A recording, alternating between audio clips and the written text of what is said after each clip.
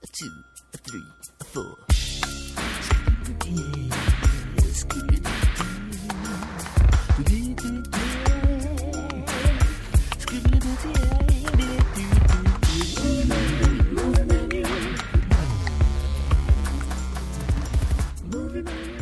We are Movie Menu Reviews.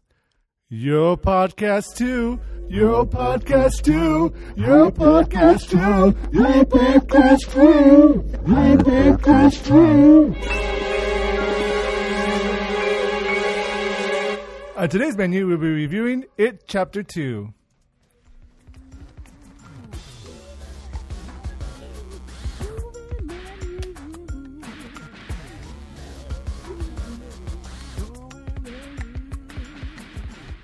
Welcome, ladies and gents. I'm Dan the Man Muñoz, host of Movie Menu Reviews, your weekly movie news and reviews podcast. Though we've been on hiatus, we're back for a bonus episode just for you. Specials feature. Yes. Also joining me today is our special co-hosts because they're not supposed to be here because we're supposed to be on break. We are on break. Z and Mike Stan. Hey! They all float down here too. Yeah. Can I be Penny and he can be Wise? And together... Sure. No, he definitely cannot be Wise. That's fair. But we do have quite a bit of movie news that's happened since we've been on hiatus. Have you guys been enjoying your hiatus so far? I have been enjoying that's not true. I've been watching movies. It doesn't matter. You know, it's funny. I realized when I was on hiatus, I haven't seen that many movies. Well, yeah. Like I would normally be doing. So I think that's interesting. Yeah. I don't know if it's interesting to you, but it's interesting to me. Yeah. No, it's interesting in nobody. No, well, I mean, but to be fair, right? Like September doesn't have great releases, and so that's why we take a break during this time. And like with the exception of it, right? Like there's not been a lot of like awesome things to run out to go watch. Well, Ad Astra is coming out with Brad Pitt and Tommy Lee Jones. I'll repeat what I just said. I mean, people might say, I don't know. Ready or Not did come out. That's well. true. It came out in August. Yeah, that came in August.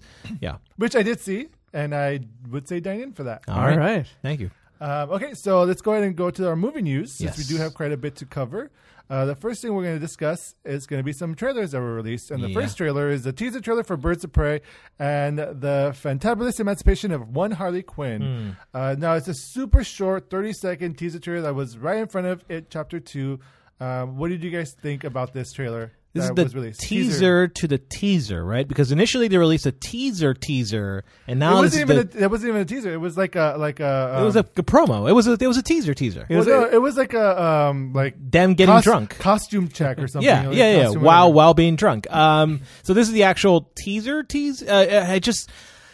I'm not excited about it. That's just how I feel about it. I kind of wish that DC would have just buried the whole tattooed faced Harley Quinn and done a different one. I mean, like we're moving past the Suicide Squad. Clearly they're going to redo Suicide Squad and rename it The Suicide Squad Part 2 with James Gunn.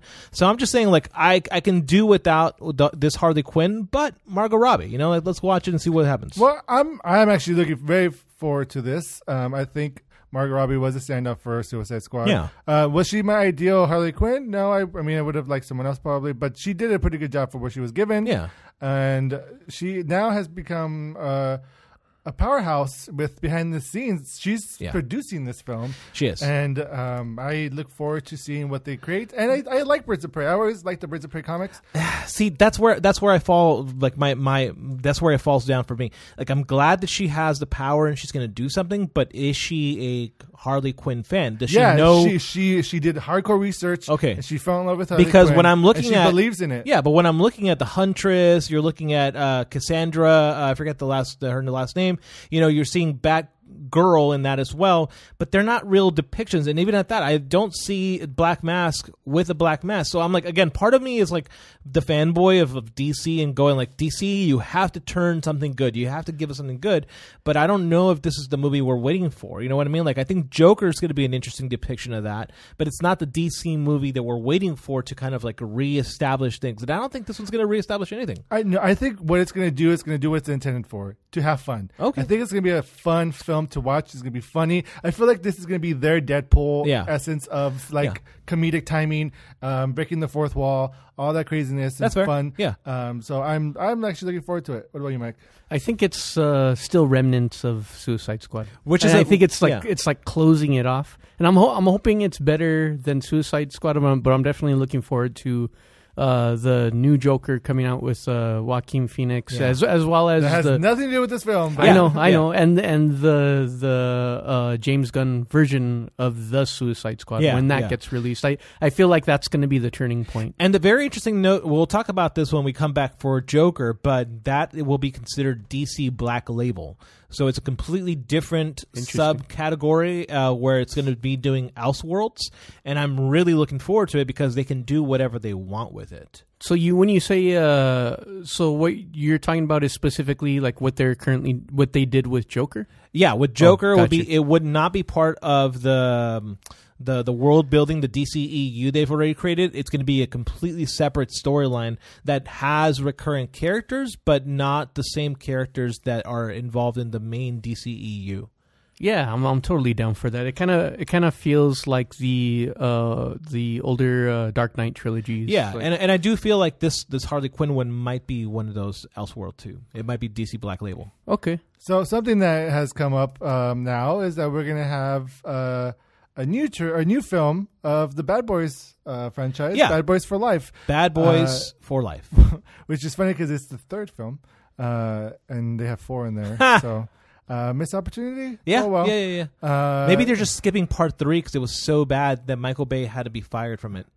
Maybe. Yeah. But let's talk about the trailer with so Martin Lawrence is back, so is Will Smith. Yeah. What do you guys think about this trailer for Bad Boys for Life? It looks like garbage, and it looks like they just want to cash in as much as they can. You know what? I have to disagree. Yeah, you really excited for this? I'm not super excited for it. Okay. But I think having Martin Lawrence in this role, I mean, sure, Will Smith does Will Smith things. He's Will Smith. But to see Martin Lawrence back in this world, I want to see how they can maneuver that to be believable, I guess. And I want to see the comedy in that. I just want to make sure that it ends here and what it looks like. No, they're doing one more movie after this. Are you serious? Yeah. Oh, man. Because, see, this is what I'm looking at. What I'm looking at is a movie that'll be a remake of Lethal Weapon, the first one, where Martin Lawrence is playing the straight role, and then you have the Will Smith character, and I want to see that. I've missed the buddy cop movies, but if they're going to make another one, then you've lost my interest. I don't want to see this anymore. Sounds like you'll need to rewatch Stuber. Yeah. I don't think this is going to be one of those films. No, I don't think so. Yeah. Well, funny enough, Bad Boys has a huge following. So, it does, yeah. So we'll see how it goes. Now, for the trailer itself, I would say I did like the comedy aspect from Martin Lawrence. I did think the action sequence were pretty cool with Will Smith. I'm hoping that they tie well together in this one. Yeah, and it's been such a long time since the last film. That's true. And Mike just made a good point. The Stuber made that joke about glasses and being able to see straight.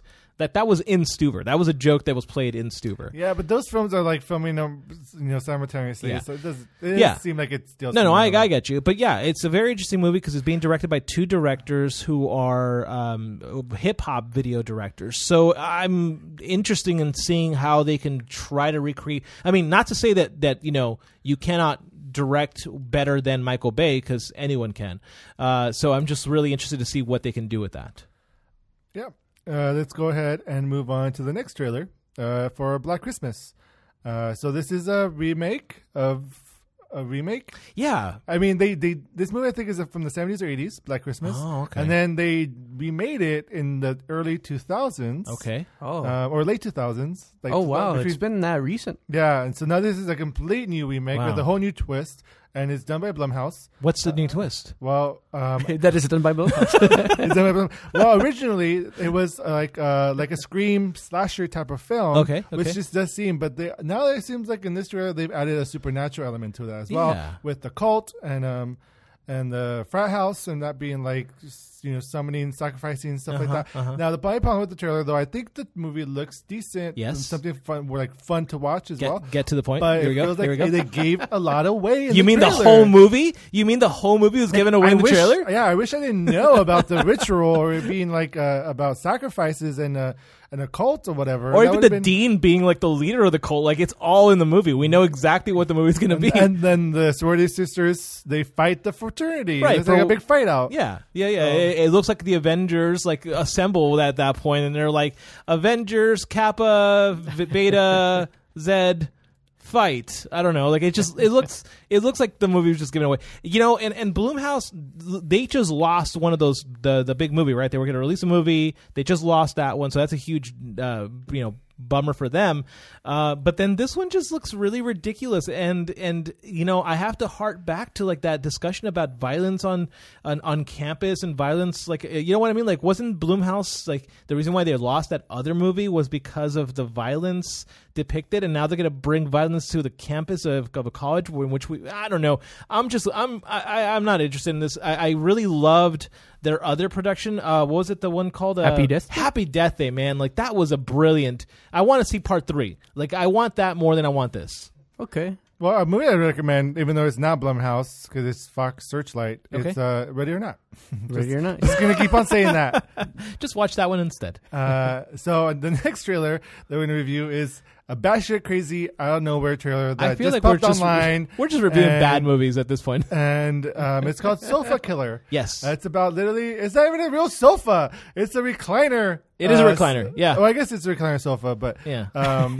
That goes and kills people and has like creepy eyes and stuff. And it stalks people and it's possessed. What did you guys think of this batshit crazy trailer? I'll give this to Mike. Of a killer sofa. I saw how excited Dan was for the trailer, so I'm very curious. I'll watch this. How excited I was. You were like... He wasn't fat. No, I was excited for the next trailer we're going to talk about. He was drooling a lot. Yeah, he was actually really excited about Sofa Killer. And when I asked him, like, hey, I think this might... Killer sofa. Whatever. This looks Get like, it right.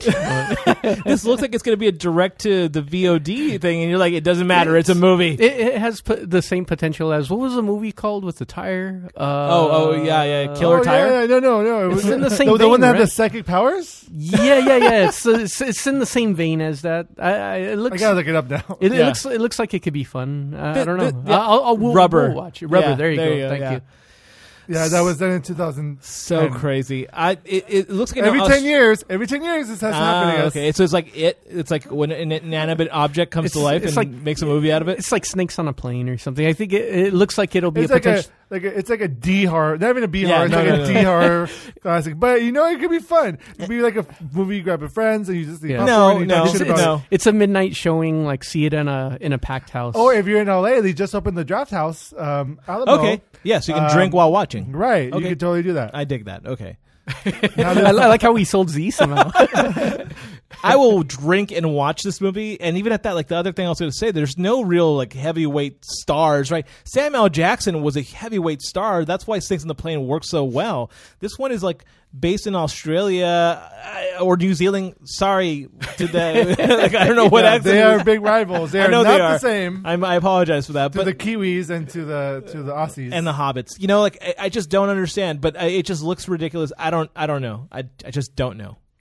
One thing I know is the next trailer I am super excited for. Nice. It was my most anticipated pick of the fall season, and that's Dr. Sleep, Stephen King's Dr. Sleep, which is directed by Mike Flanagan. The final trailer just was released. Yes. Guys, what did you guys think about the trailer for Dr. Sleep? Mike? I'm not honestly, like, I'm less excited. What? I'm sorry. Do you feel like we've just watched really bad trailers? It may be. Yeah. Like, the only thing that ties me in with it is knowing that Mike Flanagan's attached to it. Agreed. That makes me like, he's attached. He directed this, so I'll check it out. But I don't know. Like the trailer was kind of a miss for me. Yeah, I'm with Mike on this one. I'm sorry, Dan. No. Fuck you both. You shouldn't apologize because listen, this is just bad trailer editing. And the trailer was great. I'm excited for this film even more now. I'm glad you're excited. Yeah. The reason why I'm disappointed with the trailer is because it leans so heavily on the Shining movie, and it does so. It is a sequel. It's. Yeah, but it leans on it pretty poorly because he's like, I've always called it The Shining, and it's like, no, you didn't. You got that from he was the groundskeeper, a little boy, and ever since then he didn't know what it was. But the groundskeeper told him what it was. So exactly. So why didn't he say like, hey, I knew a guy who was just like us, and he told me. I know, nitpicking. I apologize, but honestly, it just feels like it's leaning too much on an old classic, and by doing that, it's just going to try redoing The Shining. And it's like, okay, Mike Flanagan, you had me at Mike Flanagan. I'm going to watch this movie, but I am not excited like Mike is. Like Mike is. Mike was not excited either. So that's what I mean. I'm exactly like what he is right now. I'm not excited about this at all. Okay, I'm looking forward to it. I think Ewan McGregor's Tell us why you're excited great. about it. I'm excited that they're bringing in a new child in the movie who's a lot more powerful. I like to see Rebecca Ferguson and her character and what that's all about. And then them having to go to the Overlook Hotel, which was the villain in the first film, now to be like an ally for them in the second film. I love shit like that. Okay. I think that's great when they do callbacks. Right. It's like my favorite thing. It's going to be like X2. Connected. So I'm happy about that. So it's like Magneto joining the X-Men. And I love The Shining and the book and the movie. Yeah. And so I'm really excited for this film. Cool.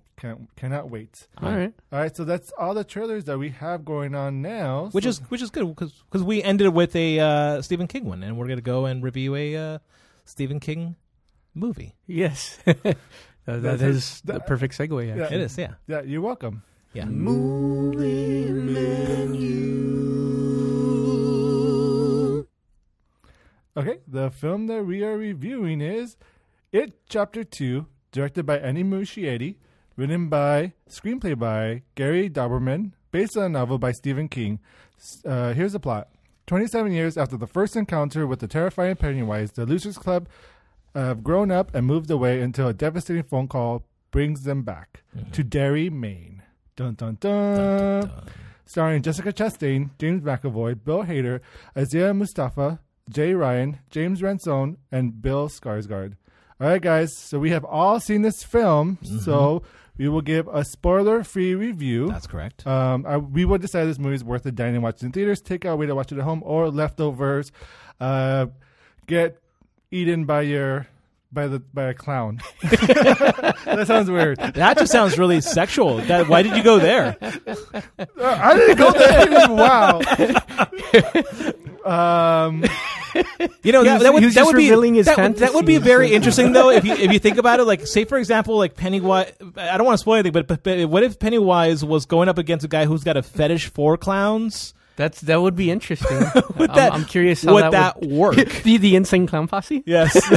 I would see a movie like that, Pennywise versus the Insane Clown Posse. I'm down to see that. Now, before you guys give your rating, we have a couple of people who have commented. Okay. We have Sean Aguirre. Hey, Sean. Hey, Sean. He said it was so good. And then we have Carla Esmeralda, who is my sister-in-law. Hey. Hi.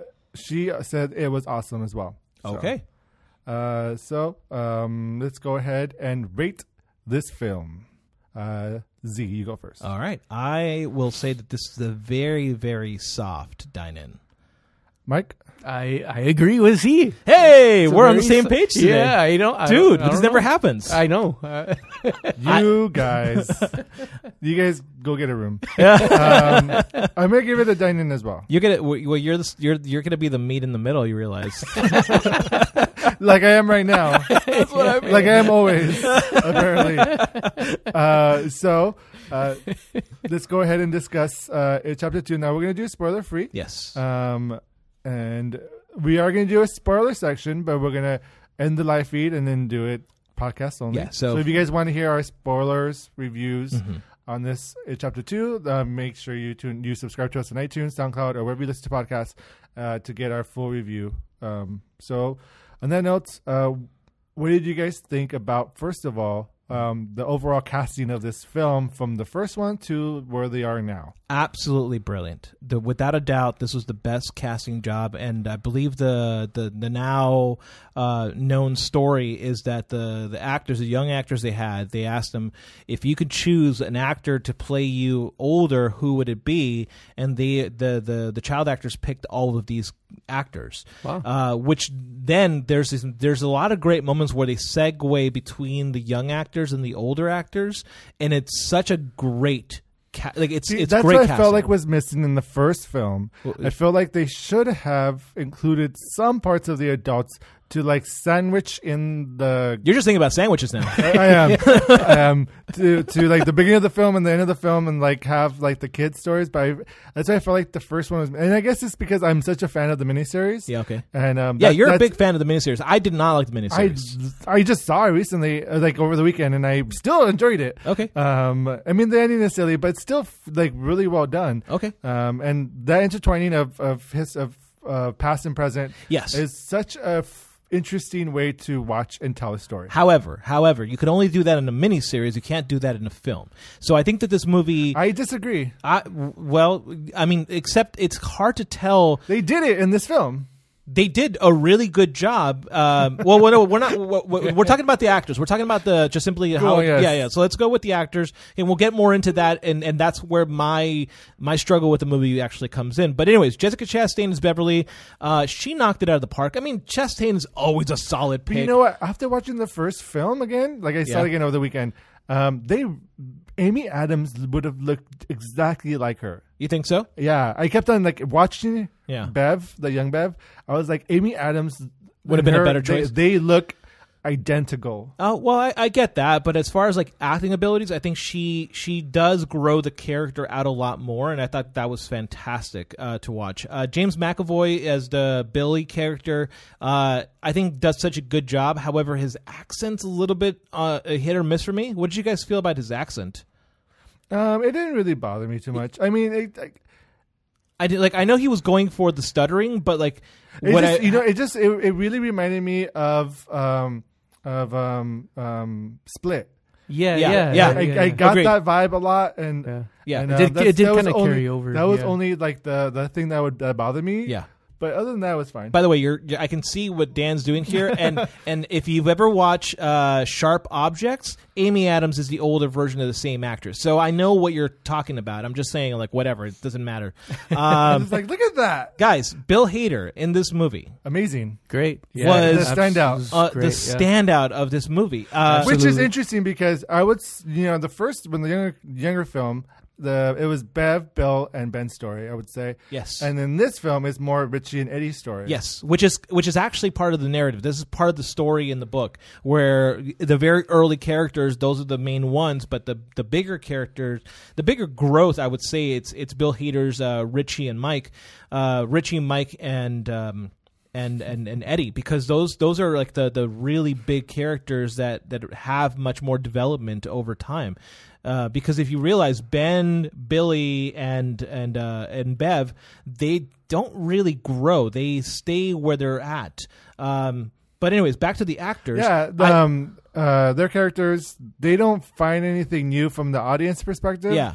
Richie, though, is we learn as an audience something new from him as well. You learn a whole lot about him. Yeah. You learn, but we don't want to spoil. No. There's a spoiler there. Yeah, it will be spoiled. But I think as far as like Richie is concerned, it's he's the heart of the movie, even in the first one, because the idea that he's the only one who's afraid of clowns.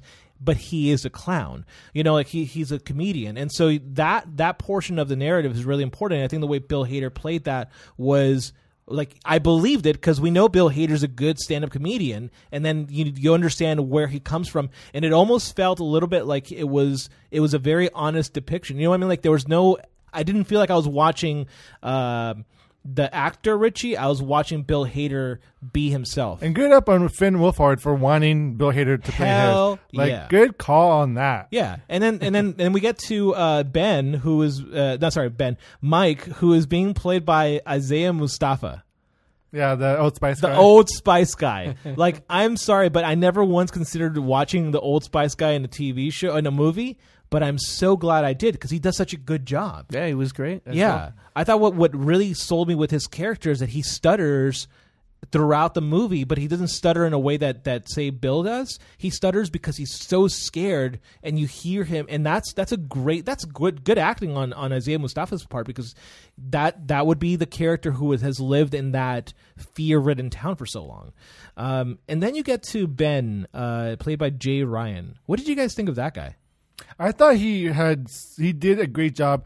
I mean, obviously he doesn't look like the younger part, but he kind of does in the eyes. He does, yeah. But he was still like the heart as well. Yeah. And, as a grown up, it was funny, not funny, but it's like Ben could have easily have led the group as kids. He could have been the leader, but because he had no confidence because of how he looked, Bill was the leader of the group. But as an adult, when you go back to your childhood, you feel the same way you were fall a kid. Back, you fall back into the roles. Yeah. So, but he could have easily have been the leader in that because he was probably like the most nicest and smartest and most one with heart in all of them. Mike? Yeah, I thought he was great as well, and it's just fun to see the transition from him. Like the character makes sense. I know this isn't different from the original but I just really enjoyed the evolution of the child character to the adult character and what he becomes, and kind of I guess what Derry does to him when he comes back. Yeah. Now I'm happy that they went with Jay Ryan, because there was a campaign to have Chris Pratt be this character. Oh, and now I'm happy that that did not come to happen. I agree. I think Jay Ryan was the go ahead.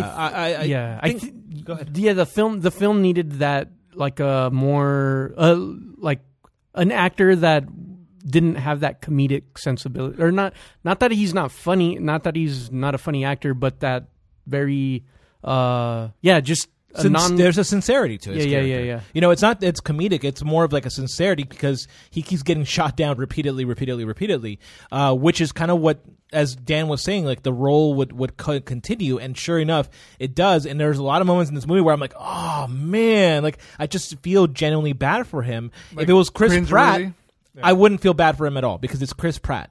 Yeah. It's I don't buy it. I think he would have brought some like extra comedy into it that wouldn't have been needed. Yeah. And I think it would have kind of muddled things up a bit. I think Bill Hader did a good job taking care of that part. I agree, yeah. And then finally, to round it up with Eddie, James. Well, it's not technically rounding it up, but you're right. But you know what I mean. I'm not trying to spoil anything, but you know what I mean.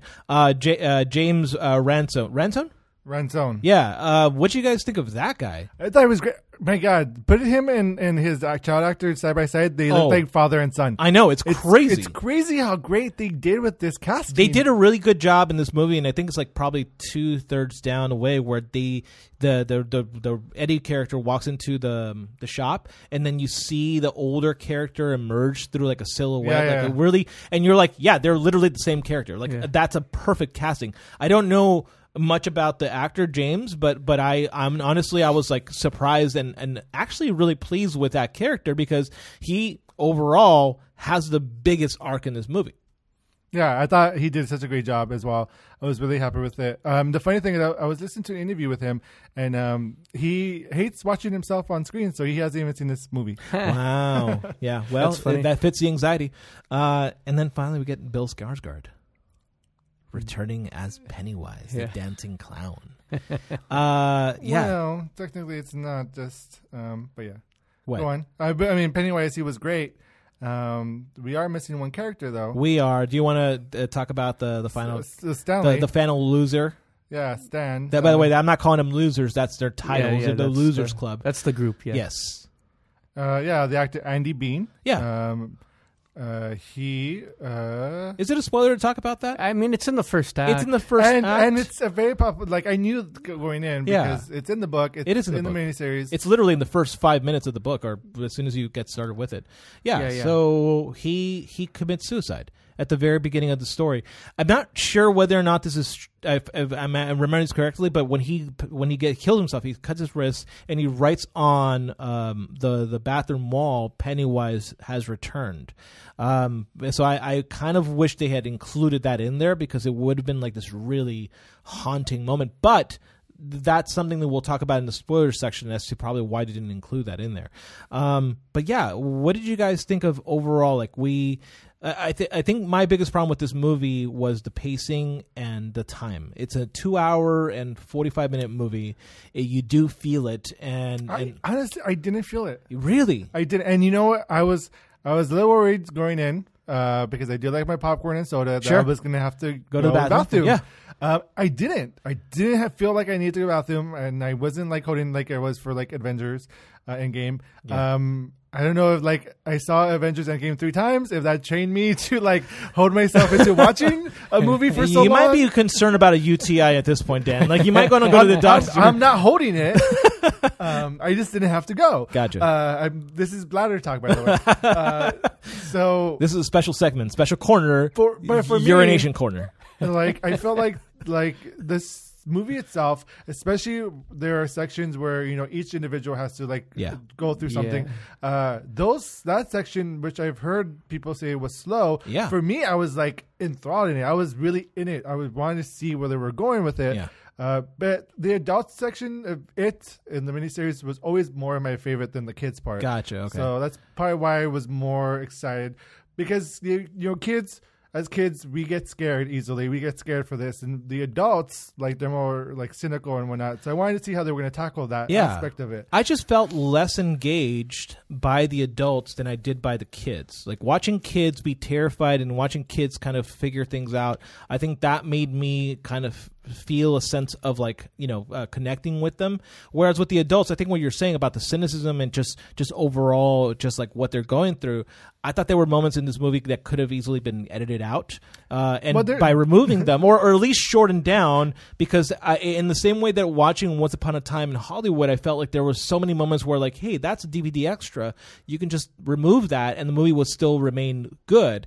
And I thought there was just so many of those moments in it where it slowed down. We didn't need it in there, but because Machete had such a blank slate that he can do whatever he wanted. He has a 6-hour cut out there, and I believe it because it in the same way that Tarantino has a 6-hour cut for his film, this movie feels like somebody really should have told him cut this movie down a bit. I don't know why though. People hate the miniseries or whatever. I still think it's great. I don't hate it. I just think it's lame. But I don't understand though. And we have this movie. We have it. That's fine. Yeah. It's fine. It's going to be in film history forever. Yeah. But I feel like it really would serve as a miniseries on Netflix or Amazon or something like that as a long form telling. I agree with that. Yeah. So, this is a question for you, Dan. Would you be okay if it would have been a trilogy instead of just the 2 films? I would have been fine. Yeah. Huh. Okay. I don't think there's enough material for a trilogy, though. I don't know if there's a 6-hour cut. Yeah, there's a 6-hour cut. Well, that's where I'm confused about. And because in chapter 3. Yeah. Well, and I think just overall, just talking about what this movie could have done a little bit better, I think that because this movie focuses so much, so this movie, it plays out in 2 different timelines. There's a moment in it chapter 1 where the losers split up, where one punches the other one. This is not a spoiler, this just happens. So it's in between, because I watched the first Bill one. Punches Richie. It's in between July and August. Yeah. So because in that sequence in chapter 1 when they fight, you see Stanley's bar mitzvah, yes, but as a scene that goes through. Yeah. And in chapter 2 you see the whole bar mitzvah. Yeah, you got to see what happens within these 2 months of because they've forgotten.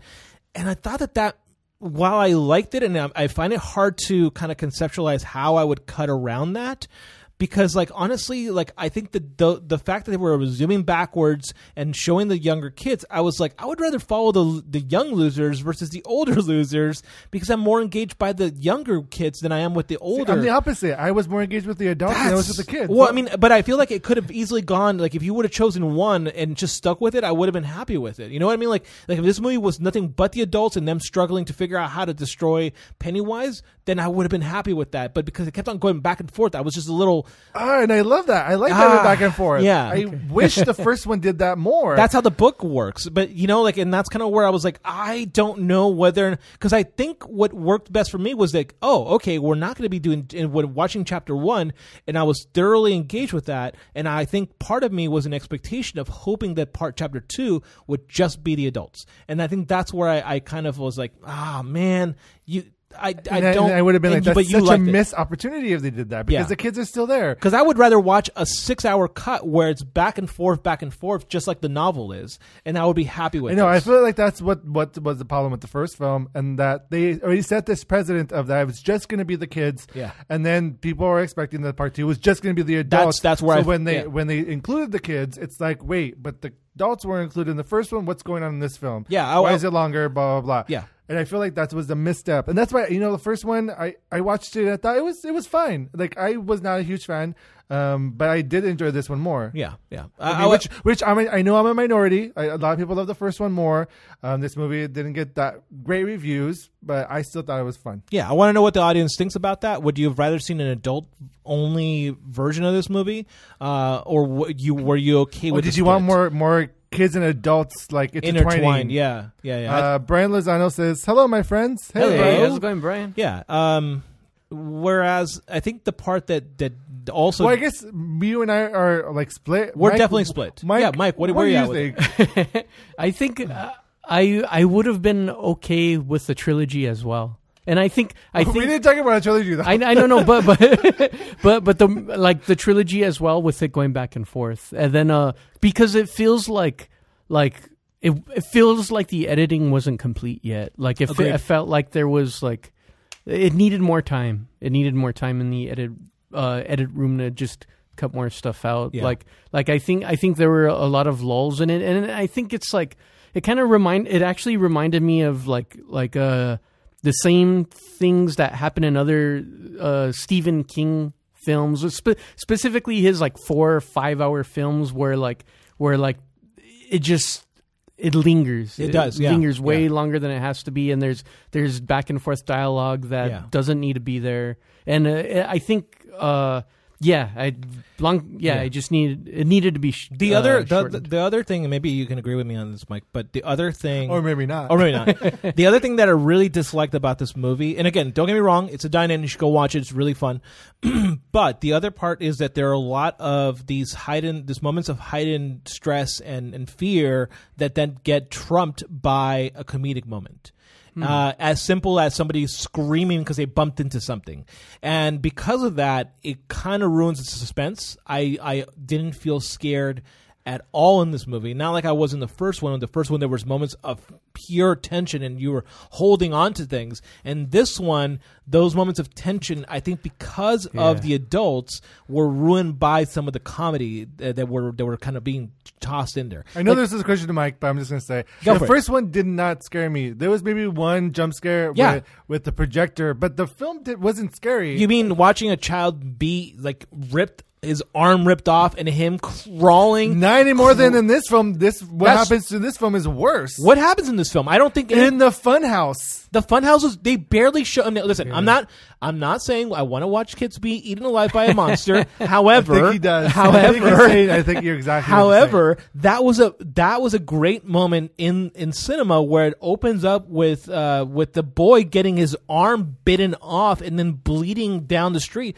And this one, you see the little boy in the little funhouse. Don't say it. It's in the trailer. There's no way of me ruining this, and it wasn't even in the book. And then like you don't even see anything happen because it all just cuts away, and you're like, I think there is less gore in this. Overall. That's what I mean. Yeah, it is. I think it is lighter horror than the first. Yeah. I remember even in the first one where like Pennywise is eating a baby and he's like flopping the hand at the kids. You're like, oh, that's really grotesque. I remember that. But in this one, there was nothing like that.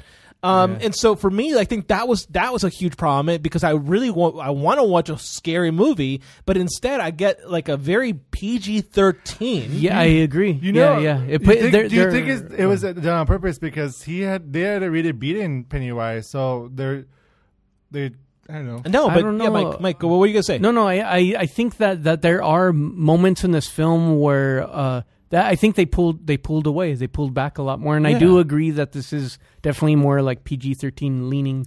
And I think that it did kind of hurt the film a little bit in terms of like the horror element of it, and like I don't think the fear is as strong for Pennywise as it was in the first. Yeah, and I don't know what the reasoning behind is, because you showed so much grotesque things with the children that I was assuming there would be more of that for the adults, but instead they cut away so much that I was that the one of the opening portions in the book is that the hate crime that happens in the beginning. Oh yeah. And in the books, like, it's a very grotesque scene, and it's a very grotesque scene in the movie itself with the humans. But then when you get to the Pennywise scene, that whole sequence is such a traumatizing experience for the boyfriend, because you get to see it through his perspective, and he tells Mike's character, and you're like, oh my goodness, I would not want to see my significant other be torn apart like that. Like, but instead, balloons, and it just goes away. Yeah, and you don't see anything. Yeah, and I think that's it.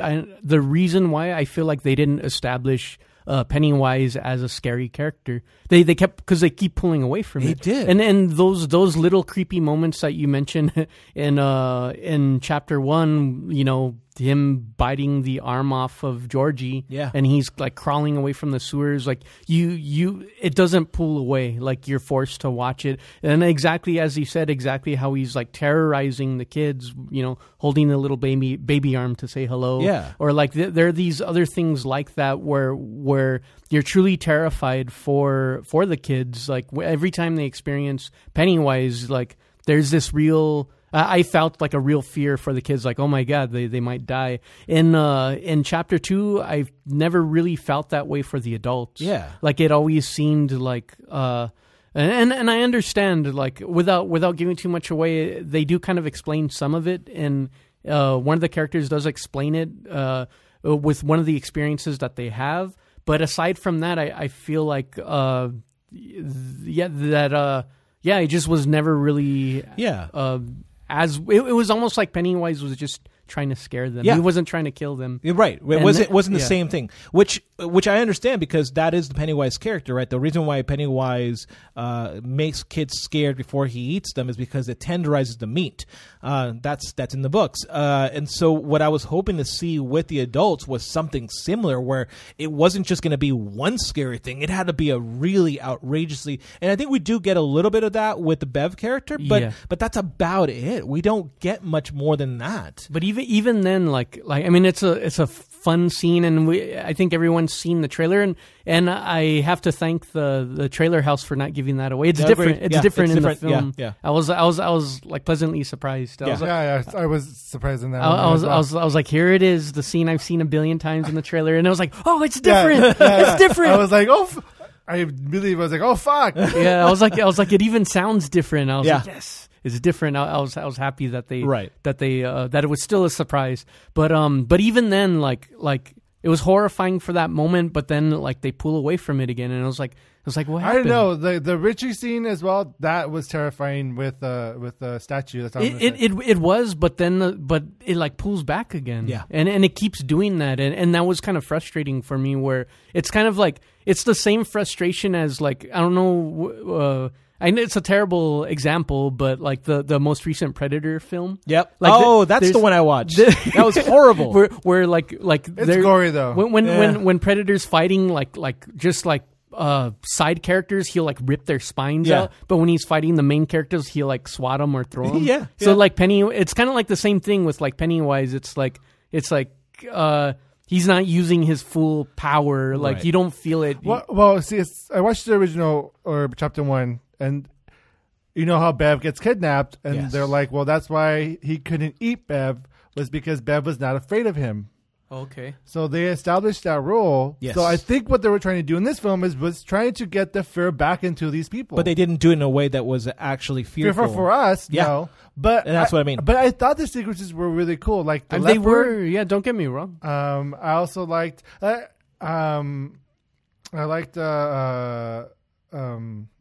The Richie scene was great. Yeah, the Richie scene was fun. But at the same time, again, it could have gone a little further, especially with Richie's character, who, again, we don't want to talk about spoilers here, but what his fear actually is, it could have gone more psychological. Like, it could have really gone more psychological, and I would have thoroughly enjoyed kind of like it going in that direction. Yeah. Even for Eddie's character. I think in the original script, they pushed it more. Yeah. But even for Eddie's character, like that would have been like that guy is like super anxious. Like you could easily do a really like hard psychological thing because anyways, we need to talk about spoilers once we start getting into it. They establish. Yeah, we'll talk about it in spoilers, but they do establish something that's like, oh, I know what's going to happen, and it's going to be cool when it does, and then it doesn't, and it's like, oh. Yeah. But I'll get into it in our audio spoilers podcast. I think I know what you're talking about. Yeah. Okay, so let's talk about the music. No, the cameos that we have. Do you want to talk about that? There's cameos. Yeah, I mean, there's would those be spoilers though? They're spoilers? They're surprises. I'll leave it up to you. I'm gonna say they're spoilers. They're surprises and they're fun. Oh yeah, I guess it would be spoilers. Oh, yeah. Okay, well you know that there's cameos, so keep an eye out. There you go. Yeah. What would you? Let's see. Okay. So like I want to say like something, but then I don't want to spoil it. Yeah, sandwiches. Well, let's go into the spoiler section. We're a little bit due for that, so. I think it's time that we go into spoilers. I think it is. It's hard to talk around it without giving stuff away. It is, yeah. Movie menu. And now we're back with our spoilerific review of It Chapter 2. Yay! Welcome back. So now you have been warned. If you have not watched this film, just know that we are going to spoil it for you. Yay. So you probably want to stop and watch the film and then come back to this review. Yes. If you did not watch it and you still listen, you've been warned and stop complaining. And this is your fault. Don't blame us. You could blame Dan. No, blame Mike. Yeah, you could blame me. Always blame Mike for things. Yeah, that's the usual. Actually, blame Z. Yeah. Sure, I'll take it. Yeah, let's team up. You know what? Yeah, team up. It's been a while. Yeah. We're the Losers Club and Z is Pennywise. I'm the winner. You loser. I'm the winner. Penny Z. That's what it sounds like. So one thing I want to say, though, about this film. So I didn't really enjoy it, and I didn't want to bring this up on the spoiler-free review, but I wasn't sure how the ending made me feel because it was like promoting bully. Yeah. Repeat that. Sorry, it was promoting what now? Did you bullying? Did you feel bad for Pennywise? Oh, good point. And that itself, like to start off with a scene with a hate crime. And then to end it, the film with the hate crime, with kind of, I mean, anti-clown crime, hate right. I mean, Pennywise totally deserves it, but absolutely, yeah. But instead of it being like they should have been more like I'm not afraid of you, or you don't scare me, and stuff like that. As opposed to you're stupid, you're ugly, blah blah blah blah. Yeah. It was kind of a weird, like it almost felt like a dated scene. I don't know how to explain it, like. Well, this is not how the book ends. No, this is an adaptation that Gary Doberman did. Yes, for the movie. Yeah, it was a strange turn. It was a very strange turn. And I agree with Dan on this because I mean the whole premise of the book is showing how to overcome fear. Yeah, right? How to step up. How to overcome fear. How to step up to bullies and how to. And the idea, right? The whole concept is you give power to those you fear. And so the way you remove it from Pennywise is by showing him that you're not afraid. Very much similar to, say, a Bogart from Harry Potter. You know, like the... Yeah, so it's very similar Ridiculous. Yeah, exactly. Which is kind of what this movie should have done, but instead, as you're saying, it just ended with bullying instead. Right, which, it's silly because he's like a clown, a monster, an alien, whatever creature. But it was just like a weird thing, whatever, I guess. And it seems off, too, because like we get one of our lead characters that get killed. But it's like knowing that, like he could have easily wiped all the other characters out. Yeah.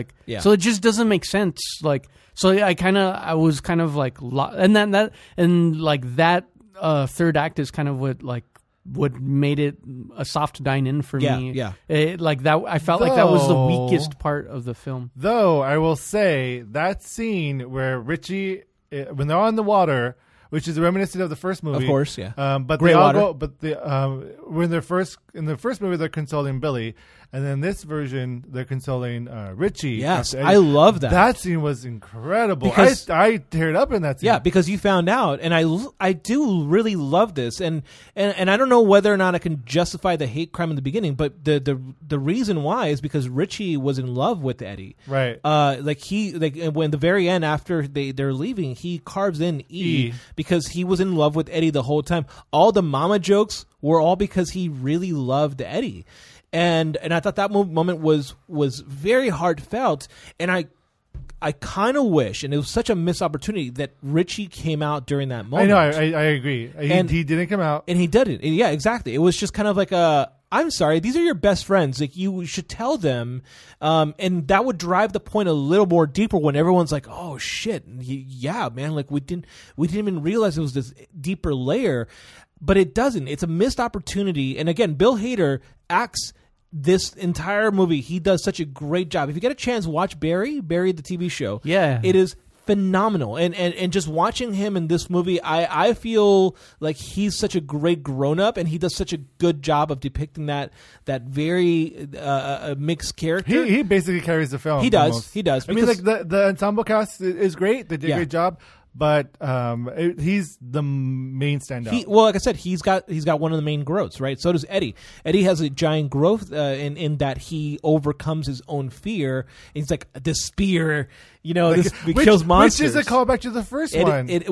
Bev uses the spear to stab Pennywise in the head. Yeah. And so he's just like, is that what the cool thing you want to do? Thought he was going to do? He's going to throw the spear and he's going to kill Pennywise? Or no. What were you talking about? No, I was talking about the scene earlier when Eddie goes into the pharmacy and then he sees a whole bunch of dirty needles on the floor. Yeah. And I was like, oh, he's going to fall and get poked by a bunch of dirty needles. That's kind of that's a realistic but fearful thing. Yeah, and like obviously for his character, like that would be a horrifying thing. Yeah. Like I imagine that being a very real fear of that character's, and like it just doesn't happen. It doesn't, yeah. And just to revert back to the spear very quickly, the spear, right? Like his belief in the spear being able to kill Pennywise, that again, kill monsters. Yeah, kill monsters. It's a thing that refers back to the whole concept of belief and fear, right? He believes that the spear can destroy Pennywise.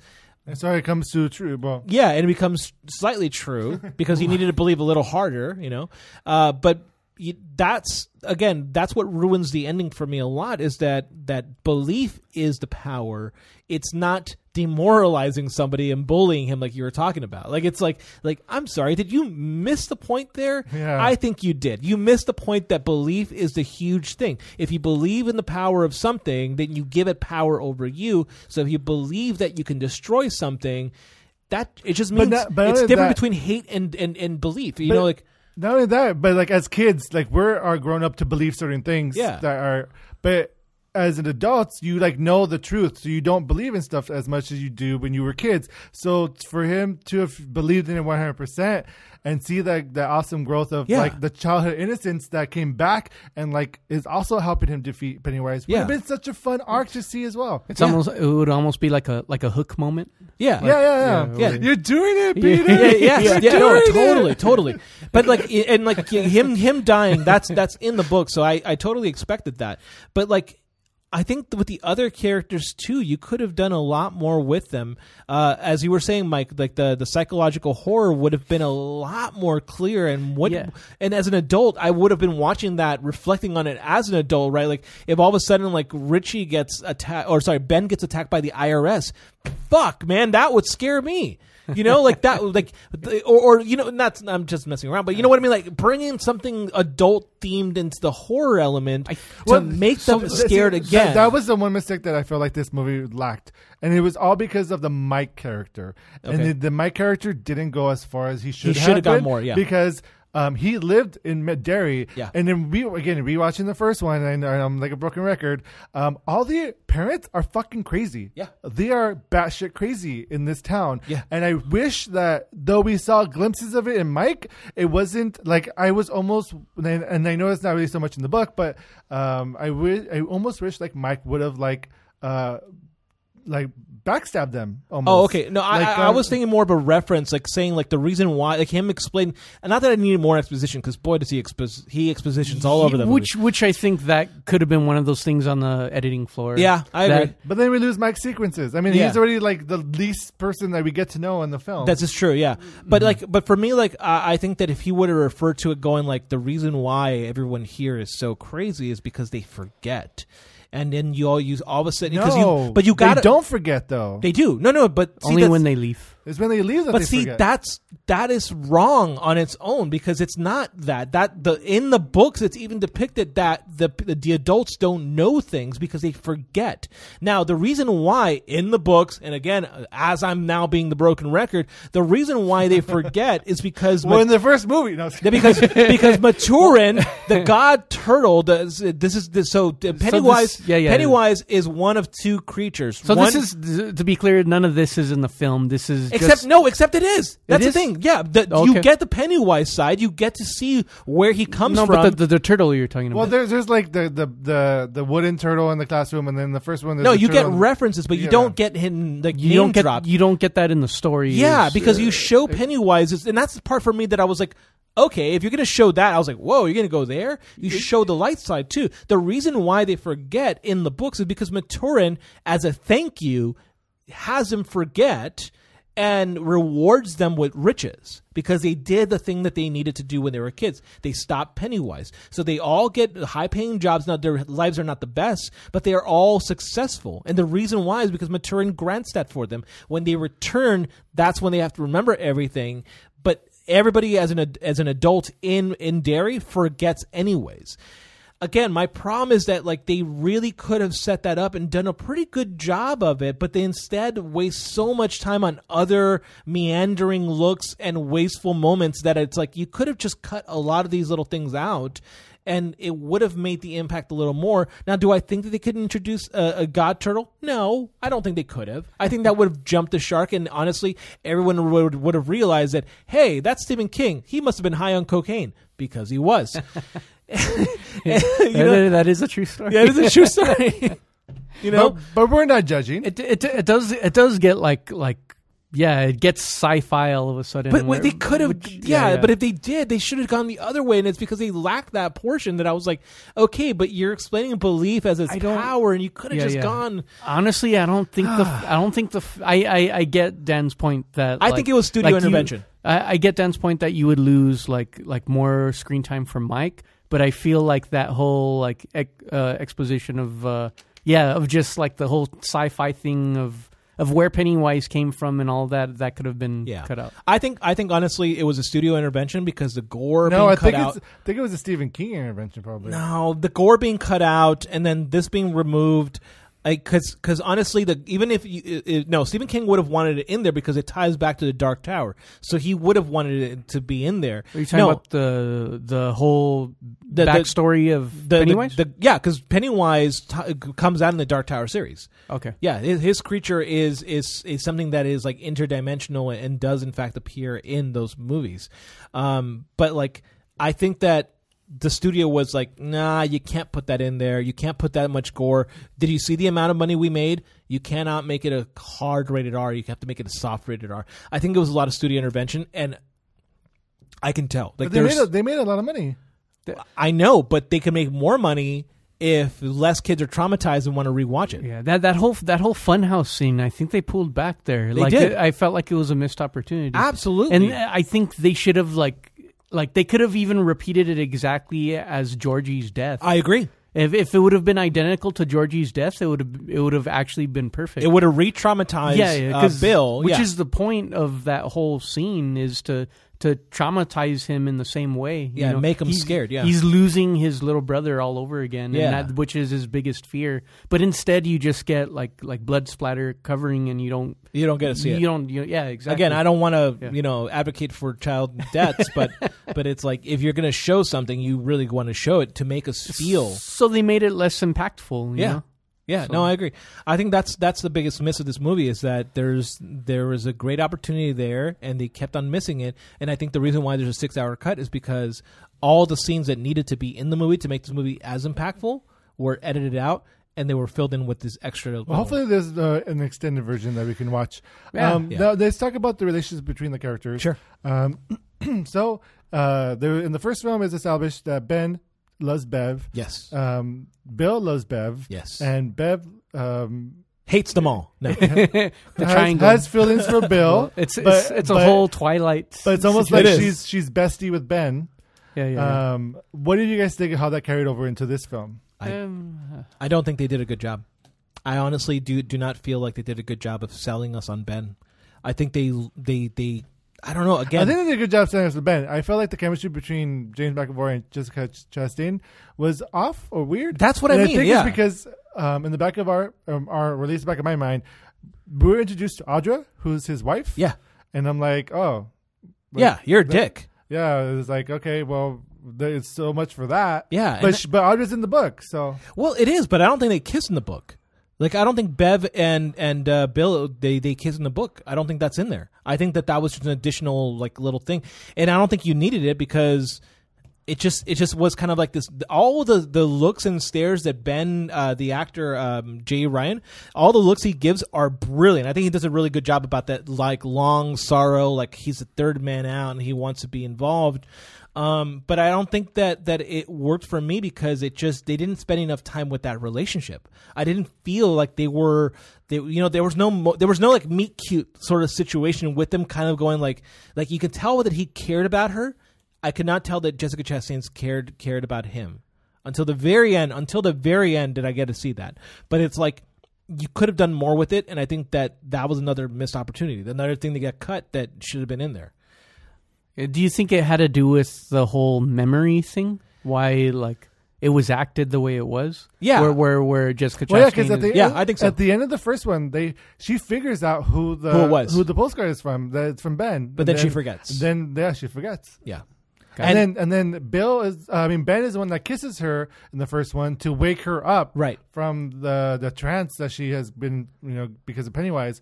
So it's like Ben saves her life. Yeah. Yeah. Yeah, and the reason why Ben's the only one who remembers is because that memento he took with him was a yearbook. He believes in that memento, and so that belief is what keeps his memories. Oh yeah, what did you guys think about that? Them going on their adventure on their own to find their totems or whatever, the little tokens that they were going to use for the ritual of Chud. Chud. Yeah. What did you guys think of that whole sequence in the film? The ritual of Chud. I mean, I'm glad they got rid of the original ritual of Chud. What was the original ritual? The original was that they in order for them to, this is so ridiculous, they have to stick their tongue out with the enemy, and the enemy will have to match, and then you have to bite their tongue. What the heck? Yeah, that's kind of how it works, and it's so ridiculous. Wait, they have to what? Bite the tongue of their enemies. Bite the tongue of their enemies as you're touching their tips with. Again, he was really high on cocaine. Like none of it made sense. So I'm glad they got rid of that. Yeah. But instead it became a memento thing, which I liked. I thought that was a very good way of remembering the past. Yeah, it was fun, and it was a fun way to tie in the kids as well. Yeah, I just think they could have done it a little bit faster. That was my bigger thing. Yeah, I loved it. I thought it was great. Yeah. It was fun to see it, and what I feel like I wish they would have gotten more of was the group together. Yeah, like that Chinese scene. Yeah, the great. Chinese dinner scene. That was fun to watch, and because they were spread out individual. Yeah, we lost that group dynamic. I agree. That I wish, because these people have gone through stuff, but I guess in the first film is really rushed them becoming all friends. And then we see them in that dining room. You do see them be friends, like all the back and forth joking around with Richie and Eddie, and like all of that back and forth. And even at that, Bev's character interacting with them was really fun too, because she's calling them out. I thought that was a really genuine moment, but then you're right, they split apart and we don't see them back together ever again until the very end of the movie.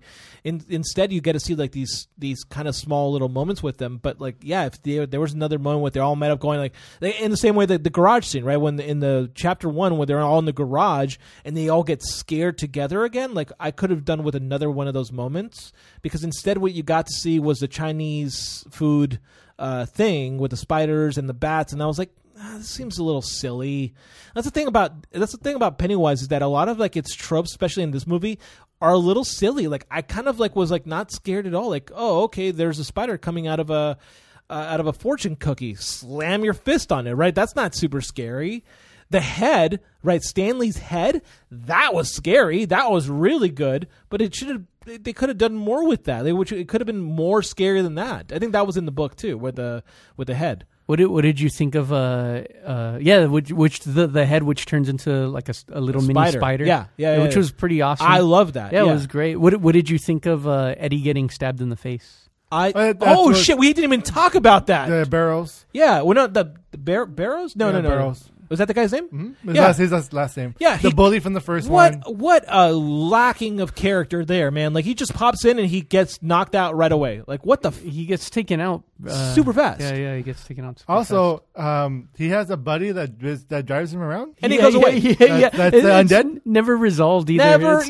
Giant plot hole. That's what that was. I assumed that the buddy was actually Pennywise. Yes. And then that can drive, has a license, and knows yeah.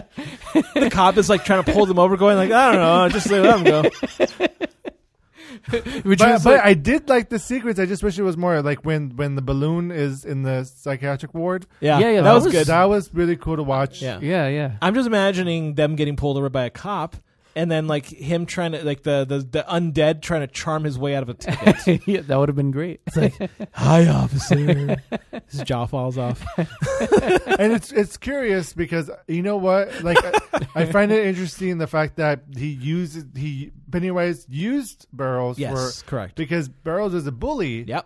And so, like, again, yep, using that as a, as a way for Pennywise to get you. Yeah. And to be part of his crew or whatever, and then it being backfired at the end when the kids start to bully him back. Yeah. So I don't know. Yeah, no, I agree. And even at that, like, okay, first of all, it's in the book, so I love the fact that they brought him back, Barrows, but at the same time, he's such a meek, like, such a terrible... He gets taken out pretty quick. So quickly. And it's like, again, part of my struggle was that moment where he stabs him in the face, right? He stabs Eddie in the face. And then Eddie hides in the shower, which I loved because it was like this really meek moment. Bowers, thank you. And I started cracking up because he walks backpedals into the shower, and you're like, that's a really weird looking way of doing it. And he stabs him in the chest, and then he yells out, "You should really get rid of that mullet." That was like 20 years ago, man. Yeah. It ruined that moment for me. Oh, really? Yeah, because I wanted to be scared. I wanted to be worried for Eddie, but instead he throws a joke in there, and it just ruins the suspense again. I don't know. I thought it was fine. No, I thought it was funny. I thought it ruined the moment. I thought it was fine. Yeah, like, I the thought moment it was fine. it ruins the moment so much. And there's so many of those moments in this movie that just get ruined that way. Now, the one that doesn't get ruined, the one that's amazing, is with Richie when he yells out "Yippee-ki-yay, mother!" and then because that's a joke, and then it gets stopped because he gets hit by the deadlights. Oh yeah. And he just goes, "Bleh," and it's brilliant.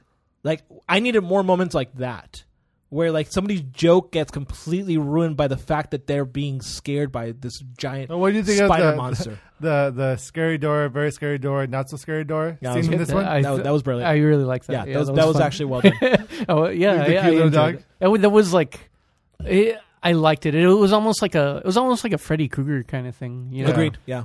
Yeah, that was really good, and I especially love the fact that the little puppy turned into a giant monster. It was the whole ridiculous... because you knew it was going to happen. It was a whole ridiculous sequence, but it was fun. It was fun, and it was exactly what it was supposed to be, which was just like Pennywise messing with them. I feel like that was an ad-libbed moment that they just kind of redid. Because it was you could tell it was Bill Hader just ad-libbing, and then they were like, what if we actually do show a dog, but it turns into a giant monster? Yeah. Because it does work really well. Yeah. Now, how do you think they handled... now, this is going to be a very serious question. Okay. Heads up. How do you think they handled Stan's suicide with the note at the end? Yeah. So that's changed from the book. What did the book say? Oh, no, the book, he kills himself because he's a coward.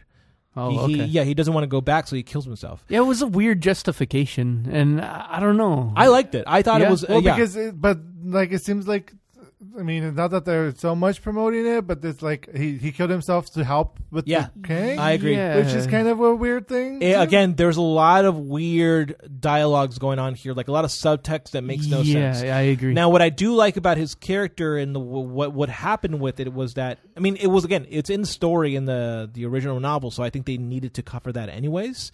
However, I think that the justification was done really well because you see his character, especially in the first movie and a little bit in this one, you see his character being the smarter of all of them. So he does a castling move, right? A chess move where he takes himself off the board in order for them to be saved in some way. But it's done in a way that's not that. Yeah, I agree. It just promotes suicide. Yeah. In the same way, in the same vein that 13 Reasons Why. The intention is to promote awareness, but instead it promotes suicide, and that's the key issue. Again, what's the suicide hotline again? 1-800. But yeah, like I think it does. In fact, it does promote it, and it's such a again in the same way. So the suicide hotline is 1-800-273-8255. If ever you're thinking about thoughts like this, you should definitely call. Because I think it's just in the same way that a lot of mental illness is justified in movies because, it's a superpower. As we were watching Predator and all of a sudden there's like the kid with autism, it's a superpower. Okay, yeah, sure, they can be smart, but that's not. It's even if you're playing into that, you're still kind of putting kids in a disadvantage. And I think in this movie, suicide was used as a tool, but it's used as a means to also promote violence against yourself. Yeah. And I thought that was cruel and terrible, and they shouldn't have done that. Now, do I feel like that they do a really good job at the end? Okay, yeah, they did a really good job of justifying that death. But honestly, like, it's Hollywood once again not understanding how mental illness gets affected by the way you promote it on screen. And if Bev, all of them were traumatic, and then I realized, like, if you watch the first one, Stanley was the most one that almost died. Like, Pennywise was literally eating his head. Yeah. So he was probably like the most traumatized and affected by this situation. That he did not want to go back to. Mm-hmm. And he even told them, like, I don't want to go in there. I hate you guys. Like, don't make me go in there. And they literally, like, he turns around, he turns back, and his friends are gone. And he's like in Pennywise. So he's like super traumatized. Yeah. But I guess they try to make it seem like he wasn't a coward, like in the books, right? Yeah. But it's still like a tricky situation to go through. It's such a tricky situation. And again, I'm stuck with it. Yeah. So let's move on I think like I understand that's kind of like where it went in the book, but I think that could have been an opportunity to instill more fear of Pennywise. Like they could have had Pennywise actively involved in that suicide sequence. Yeah, I agree. Yeah, and I think that would have been more like where the suicide is about like why you should be so horrified of Pennywise and not like as this weird justification. Yeah, I agree with that. And then finally, let's talk about where the Losers Club ends up at the end of the film. Yeah. So Mike ends up leaving town and he's gonna go travel to Florida. To Florida. Why? Why would you want to go to Florida? Ben and Bev end up together. Yeah. Bill can write his book. Yeah. Do we see what happens with Richie? I think he just returned. No, you see him carve the carve, right? And that's it. We don't see anything else. No, he just leaves. So yeah. And I think that's it. I think that's it, right? Eddie obviously is dead. Is dead.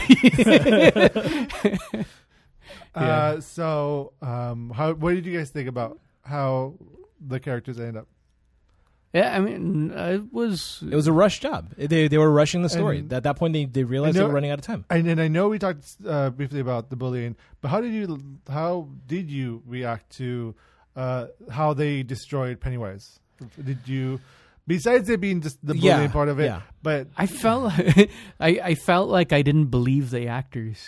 I don't know if I was the only one. That, no, I agree. Like it seemed like they didn't believe the lines they were saying, even though it's about right. They were phoning it in. They were just phoning it in. Yeah. Even though in the script, like it's about like believing in what you're saying. Yeah.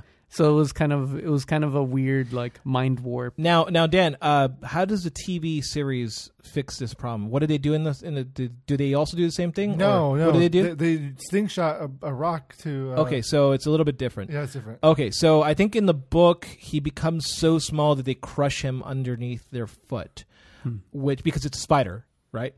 I think so. I think that's how it ends, and I would have preferred that ending. Yeah, that was like one of the biggest complaints I've heard about the miniseries was like just how the spider looked. So the whole thing. Yeah, the spider looks great in this one. The whole thing about, if you guys notice in this film, we didn't talk about the cameos, but the whole thing about this film is they talk about Bill's film and how they hated the ending. Yes. That was whole references to the miniseries. Yeah. And this movie, apparently. And this movie. Yeah, which was great. Yeah. But yeah, no, I think that this movie, honestly, like the spider looks weird on its own, and I do like the fact that Skarsgård's face is on there in contrast to the miniseries.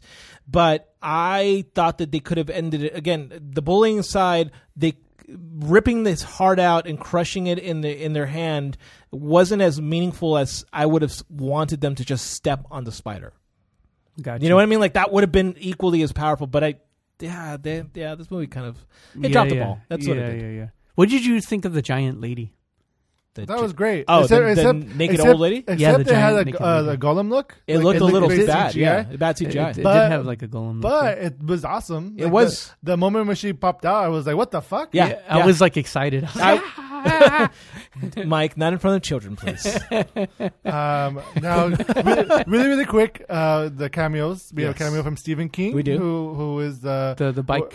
He works at the pawn shop. The pawn shop, yeah. Where James McAvoy's character Bill gets Silverado. Yeah. And then we also get the original actor who played Ben in the miniseries, who has a little small part in when we think we're going to meet Ben for the first time. Right. Which is funny that they do that because we already know who's cast as the person. Also true, yeah. So it's just, I don't know. So they try to do a fake out that this person who was an adult that looks like a chubby guy is actually Ben, but it's not. It's the guy who looks like 12 Brazilian soccer players all at once.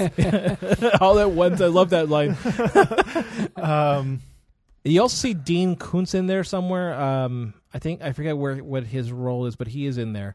But yeah, there's a few other cameos. I think in I'm sorry. You also see the old Pennywise costume. Oh, you do? You do. It's in the trailer actually. You see when they're in the fun house, all the clowns are wearing the old Pennywise's costume. Ah, yeah. You also get CGI Jack Nicholson.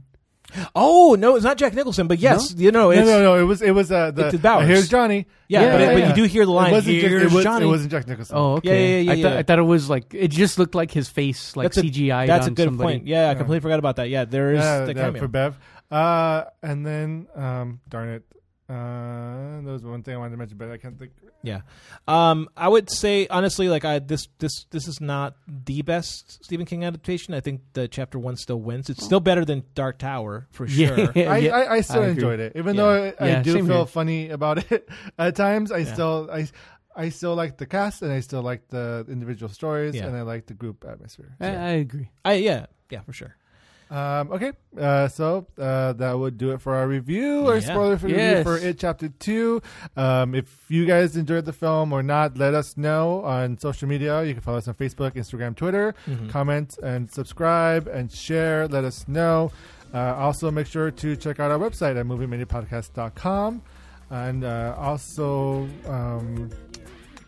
follow us or watch us on Facebook when we do live shows. We'll be back with our new episode in October for The Joker.